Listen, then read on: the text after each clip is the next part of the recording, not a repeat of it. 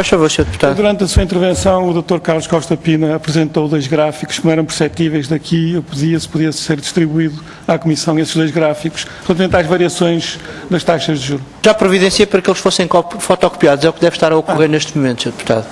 Dou-lhe a palavra. Obrigado, Sr. Presidente. Começo por cumprimentar o Dr. Carlos Costa Pina e começava esta intervenção por chamar a atenção que a atual Ministra das Finanças esteve nesta Comissão, na altura Secretária de Estado da Tesouro, e afirmou textualmente que na transição de pastas nada foi referido a respeito desta matéria. E esta matéria eram os swaps. E os elementos que foram trazidos aqui, quer hoje pelo Sr. Dr. Carlos Costa Pina, ex-Secretário de Estado de Tesouro e Finanças, quer hoje de manhã pelo ex-Diretor-Geral de Tesouro e Finanças, Pedro Felício, quer há uns dias pelo anterior Ministro das Finanças, Teixeira dos Santos, mostram claramente que na transição de pastas houve uma referência aos swaps, melhor ou pior, com mais ou menor profundidade, mas houve uma referência aos swaps, pelo que aquilo que a Sra. Ministra das Finanças aqui disse que nada foi referido é claramente uma falta à verdade e nós não podemos deixar de chamar a atenção para essa questão e considerá-la extremamente grave. A situação é tão clara que até parece que os partidos da maioria não defenderam, pelo menos de forma incisiva, a posição da Sra. Ministra das Finanças. Também não esperaríamos que o CDS o fizesse, mas pelo menos o PSD, e parece também não ter força anímica para defender a Sra. Ministra das Finanças perante a força dos factos que nos vão sendo trazidos a esta Comissão. Ora bem, a Sra. Ministra das Finanças faltou à verdade a esta Comissão para se desculpar da sua inação durante um ano, porque nada fez durante um ano relativamente ao dossiê dos swaps. Ou seja, esteve um ano sentada sobre o dossiê dos swaps sem nada fazer e nós não compreendemos esta atitude. Mas também não compreendemos outra coisa, os motivos que levaram a que o Dr. Carlos Costa Pinas também tivesse sentado sobre o despacho 101/2009 durante 2 anos e meio sem nada fazer face à gravidade da situação. E era essa questão que eu lhe queria colocar. Apresentou aí um gráfico que mostrava uma variação de Euribor de finais de 2008 a início de 2009, uma variação brusca, uma queda brusca de Euribor que passou de mais de 5% para um valor inferior a 1%. E a primeira pergunta que eu lhe queria colocar é se considera esta queda brusca de 4 pontos percentuais no espaço de poucos meses um fenómeno normal na variação do Euribor ou um fenómeno extraordinário.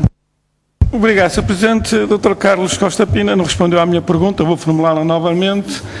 No finais de 2008 e início de 2009, de acordo com o gráfico que mostrou, a Euribor caiu de 5%, mais de 5%, para um valor inferior a 1%. Considera que esta queda brusca do Euribor de 4 pontos percentuais em poucos meses é um fenómeno normal na variação do Euribor ou é um fenómeno extraordinário?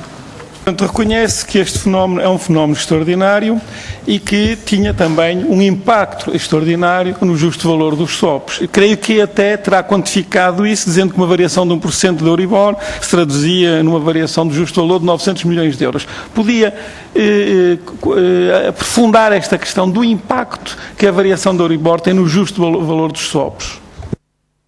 Portanto, perante um fenómeno extraordinário que podia ter um impacto extraordinário no justo valor dos swaps, que medidas extraordinárias é que o senhor tomou nessa altura?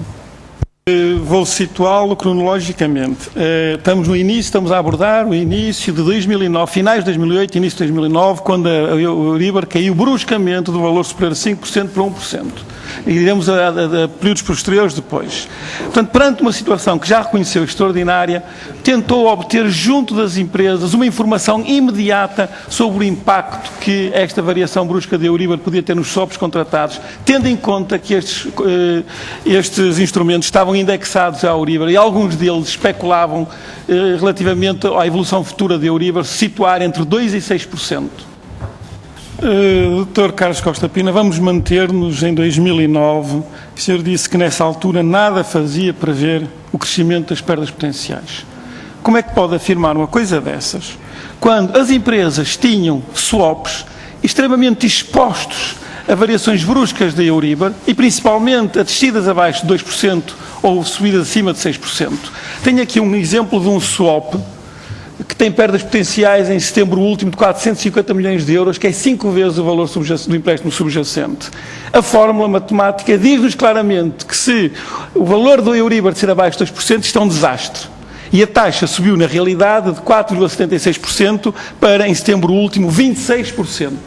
Portanto, isto era possível ver claramente, olhando para a fórmula do swap, que se a Euribor se mantivesse abaixo de 2%, ia ser um desastre. Como é que pode afirmar que em 2009 nada fazia prever? Na realidade, tudo fazia prever que aqueles swaps indexados ao Euribor e natureza especulativa iam explodir e iam gerar perdas potenciais imensas. E a questão é esta: porque é que o senhor, não, perante esta situação que já conheceu o seu extraordinária, não questionou as empresas, não tentou apurar com maior profundidade as perdas potenciais naquela altura, em 2009, não é em 2011, ou em junho de 2011, é logo naquela altura. Porquê? Porque é que nada fez naquela altura? Muito bem, portanto, as empresas não reportavam e o Governo também não tentava aprofundar esta matéria. E o Sr. Dr. Carlos Costa Pina, na altura Secretário de Estado de Tesouro e Finanças, portanto, produziu o despacho 101 de 30 de janeiro de 2009, que determinava que as empresas públicas deviam, após a celebração de um contrato de swap, enviar informação relevante sobre esse contrato à DGTF, devendo a DGTF fazer a análise dessa informação. Que análise é que a DGTF fazia e lhe reportava relativamente aos swaps que foram contratados após o despacho 101 de 30 de janeiro de 2009? Dr. Carlos Costa Pina, hoje de manhã coloquei efetivamente ao ex-diretor-geral de Tesouro e Finanças, Dr. Pedro Felício, esta questão e a sua resposta foi que a análise dos documentos era superficial. A análise superficial, estou a citar textualmente o que foi dito aqui. E a pergunta que eu lhe coloco é se o senhor, se o Governo, tinha conhecimento que a DGTF recebia a documentação relativamente aos swaps que já tinham sido contratados e fazia uma análise superficial. Obrigado, Sr. Presidente. E eu não lhe dei a minha opinião sobre a forma como a DGTF tratou ou deixou tratar os parceiros. Eu transmiti-lhe a resposta que foi dada pelo Dr. Felício, Pedro Felício, hoje de manhã, relativamente à minha pergunta, dizendo que fazia uma análise superficial. Está nas atas, pode confirmar. A minha pergunta não era para emitir um juízo de valor, uma opinião, para comentar. A minha pergunta era: o Governo, o Dr. Carlos Costa Pina, Secretário de Estado, tinha conhecimento que o material, a informação enviada pelas empresas era sujeito a uma análise superficial?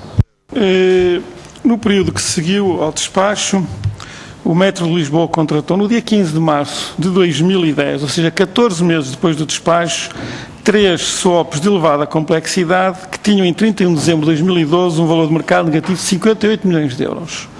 Também depois do despacho, o Metro do Porto contratou em agosto de 2009, 7 meses depois do despacho, 2 swaps, também de elevada complexidade e risco, que no dia 31 de dezembro de 2012 tinham um valor de mercado negativo de 118 milhões de euros. Relativamente a estes 2 swaps contratados pelo Metro do Porto, depois do despacho ter sido feito, posso informá-lo que eles foram cancelados no dia 8 de março de 2003, por ação do atual Governo, e que foi pago a um banco estrangeiro 79 milhões de euros pelo cancelamento destes 2 swaps. Ou seja, uma perda potencial de 118 milhões de euros transformou-se numa perda real de 79 milhões de euros. Eu pedi-lhe, e haverá outros, com certeza, outros swaps contratados depois deste despacho ter saído, que se traduziram em perdas potenciais elevadas e depois em perdas reais. Eu pedi-lhe que comentasse, então, a eficácia deste despacho. Apesar disso tudo que referiu, e desses relatórios e citações que fez, na realidade é que depois do despacho de 101 de 2009 ter saído, as empresas públicas continuaram a contratar swaps de elevada complexidade e risco. Esses swaps continuaram a acumular perdas potenciais e algumas dessas perdas potenciais já se transformaram em reais. Ora, perante a situação que o senhor já conheceu, que era extraordinária, da queda a pique de Euribor, justificava-se um despacho que travasse este processo de contratação de swaps que depois se traduziam, swaps complexos, arriscados, tóxicos, problemáticos, especulativos, como lhe quiser chamar, que travasse este processo e se invertesse até. Mas a questão que eu lhe queria colocar Sr. Deputado, atenção ao tempo. Sim, estou a terminar para concluir. Porque esperou 2 anos e meio até junho de 2011 para fazer um novo despacho, esse sim, obrigando a um parecer prévio do IGCP. Sr. Presidente, Dr. Carlos Costa Pina disse por 2 vezes nesta audição que considera que os contratos especulativos estão feridos de nulidade e não compreendo porque é que o atual Governo não os anulou simplesmente. Nós já tivemos a oportunidade, na audição com a Sra. Secretária de Estado, agora Ministra, de criticar o processo de negociação que foi conduzido por este Governo e considerá-lo um verdadeiro desastre, transformando perdas potenciais a uma taxa de 70%, ou seja, 70% das perdas potenciais foram transformadas transformadas em perdas reais pela negociação levada a cabo pelo atual governo, que nós consideramos desastrosa. Mas gostava, obviamente, de também ter responsabilidades governativas e, obviamente, os contratos especulativos já existiam nessa altura e se em nenhum momento considerou a possibilidade, a hipótese de proceder à anulação desses contratos especulativos. Provavelmente dir-me-á que não sabia que havia contratos especulativos. Nesse caso, dir-lhe-ei, teria que se informar melhor, porque eles estavam lá, era preciso recolher mais informação. A segunda questão que lhe queria colocar, disse aqui também, a avaliação dos riscos dos contratos swaps compete aos conselhos de administração das empresas públicas. Não foi exatamente isto, a ideia era esta que transmitiu. Mas o despacho de 2011, que já temos a oportunidade de falar, exige que os tais conselhos de administração submetam os contratos de swaps a um parecer prévio do IGCP. E a pergunta que eu lhe queria colocar é exatamente em que é que ficamos. Parece que, até determinada altura, o Governo reconhecia aos Conselhos de Administração total autonomia e, portanto, não tinha que se imiscuir em coisas que eram de gestão interna das empresas, mas depois, em 2011, obriga essas empresas a, se quiserem celebrar um contrato só, terem que pedir previamente um parecer ao IGCP. A questão terceira que lhe queria colocar é a seguinte. Como sabe, com certeza, o IGCP também utiliza swaps na gestão da dívida pública, mas, como nos foi informado aqui pelo Presidente do IGCP, esses swaps são de tipo mais simples, chamados vanilha. E a carteira do IGCP, em 31 de dezembro de 2012, apresentava um valor de mercado positivo, ainda não sabemos exatamente quando, esperamos que nos seja enviada essa informação. Tenho a bondade de concluir, Vou concluir, Sr. Presidente. Por outro lado, as empresas públicas utilizavam contratos de elevado risco, complexos, opacos, como entender. E no dia 31 de dezembro, ou seja, na mesma data, já tinham perdas potenciais da ordem dos 3 mil milhões de euros. E eu queria que me pudesse explicar porque é que o Governo que tutelava ambas as instituições, portanto o IGCP por um lado e as empresas públicas, como é que analisava esta estratégia tão diferente na gestão das respectivas dívidas por parte do IGCP e das empresas públicas e se em nenhum momento valorizou o Governo a estratégia que o IGCP utilizava de contratar apenas vanilhas mais simples para a gestão da dívida pública, se não em nenhum momento considerou aconselhar as empresas públicas ou intervir de alguma forma para que as empresas públicas adotassem estratégias mais conservadoras na gestão das suas dívidas e na contratação de swaps. Portanto, relativamente a isto, tendo em conta o confronto existente a estas duas estratégias, uma postura tão diferente, se este confronto nunca lhe suscitou estas questões. Muito obrigado. Muito obrigado, Sr. Deputado. Eu interrompi-o intempestivamente, peço-lhe desculpa por isso. Com certeza. É verdade. Sr. Presidente, Dr. Carlos Costa Pina, na sua resposta à questão que coloquei sobre a utilização dos swaps na gestão da dívida pública por parte do IGCP, disse uma coisa que eu considero importante e gostava de repetir aqui. Poderei não ser capaz de repetir textualmente, mas a ideia, com certeza, saberei traduzir. E disse, a dívida pública, gerida pelo IGCP, assenta em normas gerais definidas pela tutela. E a seguir louvou longamente estas normas a que o IGCP está obrigado na gestão da dívida pública e não contrata swaps especulativos ou swaps arriscados, swaps simples, previsíveis, sem opacidade, transparentes. E o facto é que quando o IGCP resolveu cancelar, pela sua iniciativa ou pela indicação da tutela, estes swaps, eles tinham um valor de mercado positivo. E era isto, a questão que se levanta aqui é, não sei quem é que estipulou estas normas, que o Governo foi, se foi o seu, se foi um anterior, mas obviamente faltava para as empresas públicas estas normas gerais definidas pela tutela que enquadrassem a ação das empresas públicas na gestão de swaps. E foi aqui que o seu Governo falhou, porque foi incapaz, perante uma situação que já reconheceu ser extraordinária, que foi a queda a pique de Euribor, que teve impactos muito graves nos swaps, foi incapaz de imediatamente produzir um conjunto de normas gerais que, definidas pela tutela, que impusessem restrições às empresas públicas na contratação de swaps e, desta forma, conter os prejuízos. Não foi feito isso e, durante 2 anos e meio, apenas existiu aquele despacho que já analisamos aqui em detalhe e as perdas, a situação foi-se degradando e, quando o seu Governo terminou funções, as perdas já atingiam potenciais 1.600 milhões de euros.